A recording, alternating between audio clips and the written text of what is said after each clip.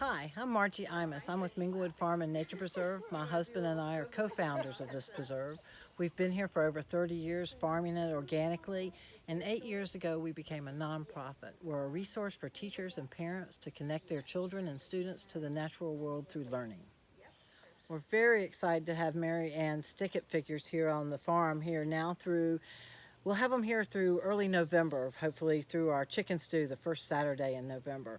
But I, in my previous life, was an artist, so I greatly appreciate these stickets, how Mary Ann has done a fabulous job of creating their motion and creating their dance here on the edge of the forest at Minglewood. They look super nice in the morning to wake up to, and we had kids here just yesterday dancing around them. They just couldn't believe that these figures were made out of sticks, and they have such great movement, like the wind is pushing their skirts and the wind is pushing their hair. I love bringing art out of nature, and so it's wonderful to have these life-size sculptures made by Mary Ann here at the farm.